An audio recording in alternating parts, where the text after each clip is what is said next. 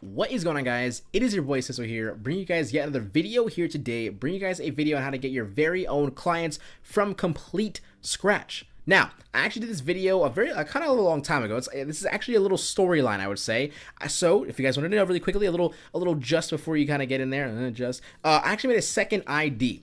So pretty much I made a second ID called Juxti Designs. No one in the entire community that I was creating the community, no one even knew that I was going to make a new account. No one knew I was going to be even doing this video. So no one even knew that the tie between Sisso HQ and Juxti was there. I want to make this very apparent because the people who were very kind enough to even do the things that they did for me, that's just them. That's just on them, and I really appreciate those people very much. So in the video, I sort of show you guys, excuse me, oh god, that it's very easy to sort of, I guess, get your first clients. It's not too hard whatsoever. I actually got my first clients in under, I think it was 12 hours. I put 12 hours of actual work, 3 days in total of the entire project, and I got 3 clients in the entire thing. And even to this day, a month later, I'm still getting people in the DM saying, hey, do you still do logos for, I'm looking for one for my company, here's my budget. I'm still even getting those clients. I swear to you, I promise you that I am. I'll even show you guys my DMs. I'm still getting those people who are still asking me, and it's really awesome. First of all, it's humbling because I feel like I'm still a pretty good designer if I can get some clients, right?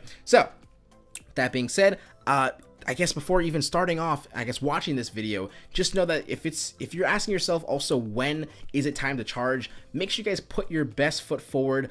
Even you don't start charging right away. Put your best foot forward first. Practice, and make sure you guys understand that there's actually a standard out there that you should be meeting before you even do something. And that sounds kind of harsh, but make sure you guys put yourself in a good standard. That way you don't have to have this weird price jump to when you know that you should be working for a lot more money, right? So those people being who are asked like, hey, when do I start charging? That is when I believe you should start charging. And I also do believe that, I guess it wasn't really unfair because no one knew that I was Juxti, right? So when I actually started doing this work, I was already at this level that I felt like I practiced very much, and it really helped, and it just very much worked, because as you gonna be seeing, it's honestly as easy as just being consistent, making sure you have a really nice presentation, you're approachable, and you just know how to talk to people, right? So with that being said, hopefully you guys enjoy the video here today.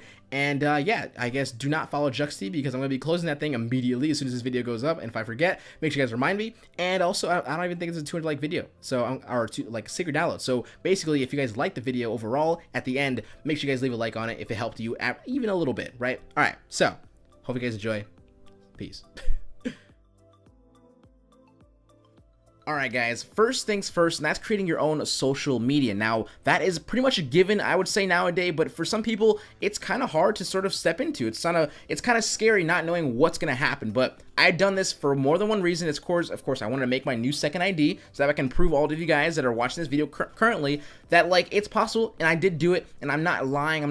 No one knew that I actually made the second ID at all, and it was sort of a fresh start to see what happens when I apply the stuff that I'm going to be telling you guys in today's video, and it works. And spoiler, it does work, right? I get my first client. Now, with that being said, it's sort of scary, like I said before, but it's very doable. It's very easy to just sort of manage a little bit, but at the same time, you do need to manage it, and you do need to make sure that you're staying on top of it. With that being said, once you make your own social media, you need to, of course, brand yourself with a really simple logo. It can be complicated. You can, of course, I'll just go ahead and link some tutorials of how to make your own logo design and, some tutorials and whatnot in the description down below. So if you want to find anything of these, I guess, the things that I talk about in the description down below, it should be there. So when I'm talking about logo designs, I branded myself with a shard. It was like a sort of a shard shape because, I don't know, I thought a shard was pretty cool. It doesn't need to be a letter. It does not need to be some sort of text logo. It doesn't even need to be something that you spend hours and hours upon. It was just something that I guess I would say that's kind of cheap to say because I've been doing it for so long, so I can make myself something very, I guess, average in a very short amount of time. However, with that being said, it's not the whole point is you don't have to spend $500 or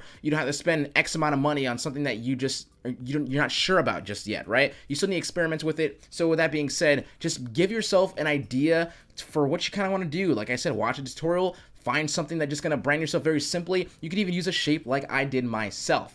With that also being said as well, I would say the number one thing you have to have on your Twitter, if you're going to be using Twitter as your social media, is have some sort of price list. I see a lot of designers do this. I don't do this currently because I have sort of a different outlook how I look like. But I can appreciate the whole thing of price list, right? And let me explain why I did this and why I would price it or do it this way, right? So I know from experience, it's very hard to say, hey, this logo design, I'm going to do it for $30. And it's hard to say, I'm going to do $30 logo every single time. At the start, I did about $25 for a logo design. Then I moved my way up to like $35. Then I moved my way up to like $55. And now I'm pricing myself at $100 plus, basically, right? And I'm getting clients consistently. And that's something because I've already made a name for myself. But however, with that being said, people who are starting out, it's very hard to be like, hey, I'm going to do this logo for $30. And then someone says, hey, I saw you do logo for $30. Can you do this for an amount of $30? And you're like, sure, yeah, it's a client. You're all happy, but you're not understanding how much work you're actually doing. You're not valuing yourself. And that's something that you really need to understand and take a grasp of. So if you're going to do price lists, make sure you give yourself a range. For me, I chose $30 to $60 for logo design because I'm just starting out and I'm also trying to build my portfolio. And I'm going to get more into that in the second version or second, I guess, phase of this little video, but price lists are very complicated. Make sure you give yourself the buffer, right? Give yourself the minimum and give yourself the maximum that you're able to work with, right? So with that being said, let's go on and head on to basically building your portfolio and building your brand, basically. All right, guys, and let me tell you what I mean by building your own portfolio. Now, I don't actually mean building it as in, like, I guess choosing a site and sort of how to actually construct it. I have videos on that. I'll post in the description down below for you guys as well, that we can see which sort of site is best for you, what fits best, and how to actually build it. What I actually mean, though, is building your portfolio as in a strategy to basically, I guess, increasing your interactions, increasing the amount of people who know your name and stuff like that. What I mean by this is on Twitter, you should follow a lot of people that you sort of love and cherish and just sort of understand or love the work, just people that you get inspired by, basically, right? So I did that myself on Juxta Designs. I followed maybe like 41 people. Absolutely none of them followed me back, but that was okay because I just get a really awesome feed of just, I guess, inspiration, consistency, and just like someone who's actually made it, and just seeing that person do that should just be enough for you to sort of, it's not always enough, but it's sometimes just enough for just you to continue, right? But what I mean by this is you take those, I guess, those individuals, and you might just practice, right? Practice will definitely make perfect, guys. And the crazy thing about practicing is, and using Twitter for your practice, is that you can make something for someone that you love so very much, and then they can sort of give you their tips upon what they think about it. So for me, I made a logo for 2 individuals. I guess I'm gonna be showcasing the video. I made a lot more, trust me, but that was basically, this is basically what I'm talking about, though. So I made one for Expect, but I also made one for Mixo in the beginning. The one I made for Mixo, I guess he responded back to me and said, hey, this is pretty cool. He didn't really follow me or anything like that, but he sort of just gave me that, how do you say it? Just give me that feeling like, hey, I could do some really good work. And with that being said as well, I went ahead and added someone else and said, hey, who should I do next? Should I do Expect next? And I use him for an example. And he, like I said, none of these people know that I was who I was. But I was like, hey, should I do you next for his example? And he said, like, these really little googly eyes. You guys know what I'm talking about? Like the looking eyes, like, yeah, I'm ready to see this. So I'm like, all right, coming right up. So what I ended up doing was then making another logo design for that person who, just because I felt like making it, I like who he is, he inspires me and stuff like that. And these should be people that you should have names in your head that you probably already know of. If I'm one of them, I thank you very much for even appreciating. I appreciate you very much for even appreciating me the way you guys do so very much. I see it on Twitter all the time. But what I mean by this is you just take that person and just make something really just fun for them. And then you might just get as lucky as I did. And when I tweeted out to Expect, he immediately DM'd me and said, hey, like, did you actually do this or did you use a font? And he was just like, it looks so professional, so clean. And he actually called me out and was like, yo, is this your second ID? I didn't actually tell him right there. I was like, nah, dude, I'm just trying to make something. I'm just trying to make a name for myself, get my first retweet. And then he was so very kind enough, and it's his own person, right? Because that's what these inspirators are. They're just looking to help sometimes, honestly, right? So what he did was just, he retweeted the actual original post, which got me, I guess to this day, I think it's like maybe like 36 likes and like maybe like 14 or something like, or excuse me, 36 like retweets and then like 40 or plus or something like likes, something like that, which is a pretty good ratio for someone who's just started. That's a very, very good boost. It's a very great confidence boost. And it just helped me sort of continue my way into like basically making something that I know, I hope, I guess, people would like. And with that being said, is that's how I sort of climbed my way to getting my first clients. That alone was me building my portfolio, helped me get more clients to then I can actually build my portfolio with also client work. But that's it's very risky in a way, because you might get people who are like, hey, Cesso, or you know, not in this case, but hey, Juxty, did you hey, can I get a logo as well? I saw you do what's his name's for free. And straight up defend yourself. Be like, no, I did that logo because I was trying to build my portfolio. Don't lie. I'm not lying to myself. I'm not lying to that person. I'm saying, hey, I did this because I'm trying to build my portfolio. So if you're looking for a logo that you like because you liked my work that I did for this X amount of persons or whatever I did for other people, be like, hey, my prices are this. You can, if it's your budget, I will gladly want to do this logo for you or something, or design for you, whatever, right? It works, guys. I'm not kidding. It does work. I promise you that very, very, very much. However, not everyone is going to get that lucky, but in order to progress, you need to make sure you take advantage of the time that you have and the opportunity that comes with consistency, which actually happens to be our next topic. Alright guys, now what I mean by the word consistency, it is actually not like me saying, hey, your designs always have to be tip-top, yada yada yada. It's not what I mean by that, right? Even though that it should be a given, but just know for the future reference, guys, you're gonna make things that you hate before you even finish them, okay? That's like a given. Just know that. So if you hate yourself right now for like not having this really good design that you thought in your head, honestly, as long as the client loves it, as long as you did what that client asked for, I'm guaranteeing you sure like you're definitely gonna progress, right? But what I mean by the word consistency, I'm actually gonna put two other words in there. So I'm gonna say these two words here are what I feel like you're gonna be putting forth into the word consistency. So my two words I'm gonna be using is professionalism and presentation. Now I'm gonna start with professionalism first. What I mean by this is if you are one of those people out there who are retweeting really hot, super hot, half naked chicks, I mean, I understand that. I understand that we're sometimes, or maybe half naked guys. I don't know how many girls watch my stuff, but we're gonna go with half naked individuals, right? That are just super attractive, right? So you guys know those people out there. You guys know those,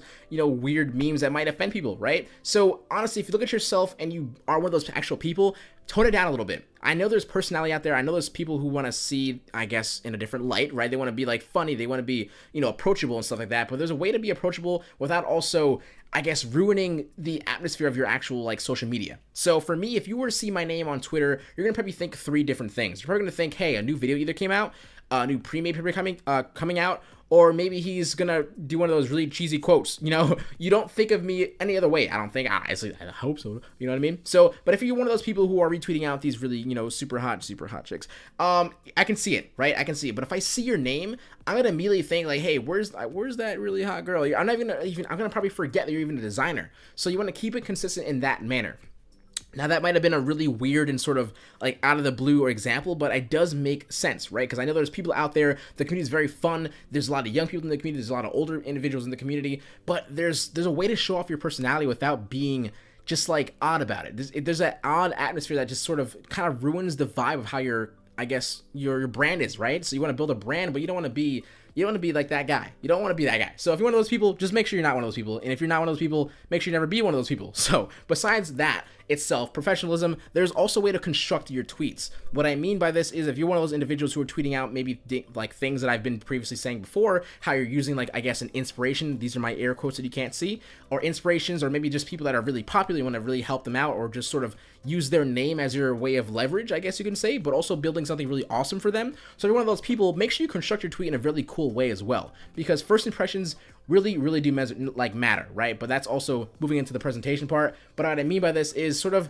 I guess, like maybe construct your tweet with like, hey, logo design made for blank, insert name there, and then also then add in like, whatever your like little things that you did, made it like maybe how you thought about it, or maybe like why you did it for them, some sort of like, I guess, cheesy line that's gonna be like, oh, that's so cute, and like retweet it and favorite it, you know what I mean? But you don't actually have to do that. I'm just saying, like, there's also ways to construct your tweets. Don't make it very lazy. Don't be like, hey, new logo design, like and appreciate it, thanks. Like that doesn't say like, hey, I care for what your opinion is, for what my projects are, right? So that's gonna help me move into the word presentation, right? So what I mean by this word here is everyone knows presentation is how you're gonna be first looked at, right? It's your first impressions. How is this gonna go? So if you're one of those individuals out there who were like me in the past, I do apologize for even leading people on, but I use the word logo concepts. So when I use that word in the past, what I meant by logo concepts is it's a logo, and this word concept here like slid into my mind and was like, hey, this is a nice easy way to like make sure I don't have any color in my logo, and I can just say, hey, there's your logo. But color is a very big part of logo design. Now I'm using a logo design a lot for my example, but that is what I use to sort of bring out my name in Juxty and sort of get my first clients, right? So with that being said, if you're one of those individuals who are using black concepts or white concepts on a black background or a white background, and there's no color in your logo, it hurts two different things. It hurts the client's brand because then they have to figure out this color, and if they don't have a consistent color, then they can't really be notified, or noticed right away with the color that you're using, right? So when you think phase, you think red, right? Red, blue, or red, blue, and yellow, or something like that, right? Or when you think some sort of, maybe if you think me, maybe you think orange. I'm hoping you think orange because I'm trying to be using that color a little bit. But regardless, you see what I mean? Like, you can see a color. If you think Google, boom, you think yellow, orange, and blue, or whatever the heck of color it is. But I know I see yellow in there, so that's what I'm saying, right? So make sure you guys understand that logo design and color make sense. They go together. So what I mean by this is when you're actually presenting maybe a logo design itself, choose, even if it's not, even if it's a gradient actually matters as well. So or even just a solid color, it does not matter. Just make sure you have some sort of color in there, because it'll help one thing and another thing. It'll help the brand itself that you're doing it for, and it'll help yourself when you actually do a presentation for it. So what I mean by this is, let's just say that I'm going to be using, I guess, the formula logo that I did, for example, right? So I had the formula logo. I had a really cool orangey red gradient in there. It looks really cool. So I made sure I had a white background for half of the actual document, and then the actual gradient on the other half. So either one can be flipped onto each other, right? So I had the, I guess, gradient logo on that white background, and I had a white logo on the gradient background. So that also gave me, hey, look how it looks like with two different leverages of color, right? Also, it also helps you out if you also do more than just one or two colors. It might, even if you do, like, I'll say like max 4 or 5. So it's not crazy to look at, but it really, really does matter. So when I mean by presentation, help yourself, right? So it's more than just first impressions.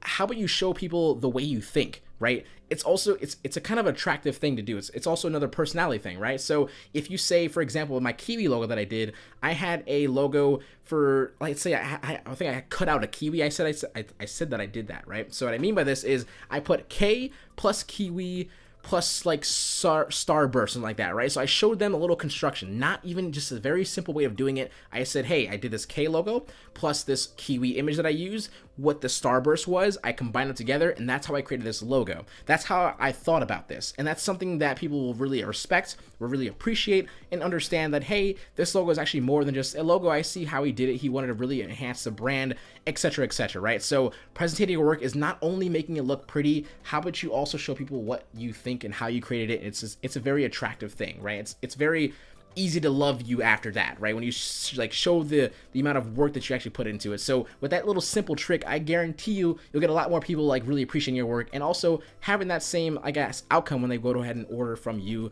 themselves, right? I think that's a pretty good way to put it. Let's go ahead and go on to, like, I guess, the if all else fails.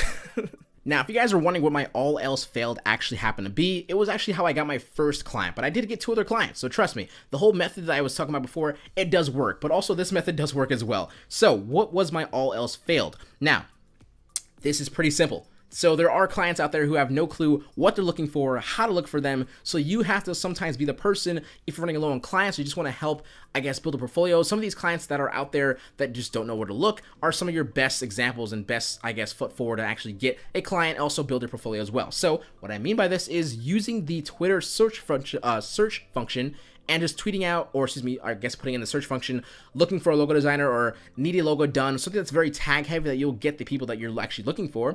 And that's actually how I got a lot of my sort of responses back and forth in DMs. I went ahead and said, hey, I'd love to do this logo for you. Here's my budget. Here, I love to do this logo for you. This is what you can be expecting. I just maybe link one of my works and stuff like that so they can see, right away what they're actually going to be receiving, right? Or what they're going to be hopefully getting that standard that you're at, right? But with this DM, it actually started off with him asking me for my best logos in the esports, right? And I immediately told him after that, I do not have a portfolio, but I do have it on my media. Now, this is one of those examples that I was saying, like telling you guys to keep it professional, making sure you have all these, professional looking tweets and stuff like that, just so that when this actual thing happens, if you were to go to my media and what he saw was this really high, I guess, work ethic, really awesome presentations, really awesome concepts, how I actually created them, he saw all this in his mind. He immediately had this really cool, like, I guess I would, assume that he had this really good mindset that this person is trying their very hardest and they're going to really push the brand to like how I want it, right? But if he saw in between half naked girls and on like weird 9/11 jokes that are just like not funny for everyone, it might have put him off, because what if something happens there and he just automatically says, like, it doesn't seem professional anymore, right? It does not seem like this person is really going to try their hardest. It does not seem like this person is going to give them the best, I guess, brand, I guess, from other people that they can choose from, right? So with that being said, that example right there might be another way of like looking at it, for making sure that you understand what you're putting out on your social media does actually matter. It does influence the people that you're going to be getting and who are you not going to be getting, right?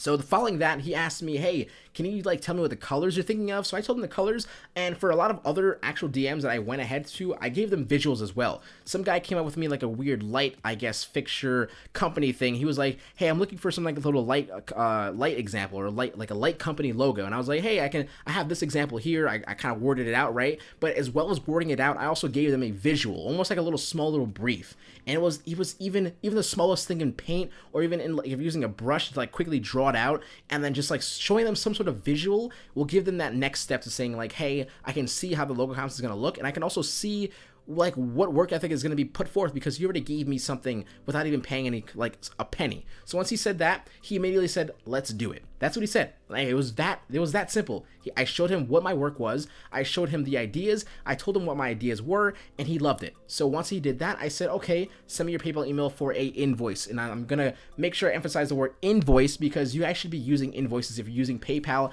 as your method, because sending money back and forth is not the way to do it. There's no sort of like, there's like that fine line, because if they charge back those nasty little chargebacks, if you guys want to know my little secrets to them, using invoices, it's your invoices, honestly, because people who do charge back, there are people out there who just gonna try to I don't know why these evil people do these things, but they're gonna try to ruin you and just try to like get things out for free, right? Because people love things that are for free.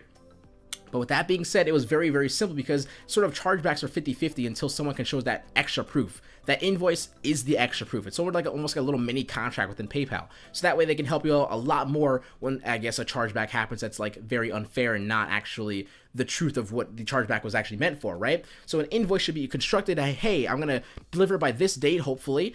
If any extended time is needed, back and forth examples were traded in from one another, then I can extend that time, right? Also, with having that, make sure you also give them, hey, if I do not get it by this time, and if I lost contact with you, hey, go ahead and charge it back, because that's going to help that client itself be sort of protected as well, right? So just understand that it's going to protect you and the client, and it just makes everything just feel very, very good when you go ahead and say, yeah, you're gonna have to pay up front.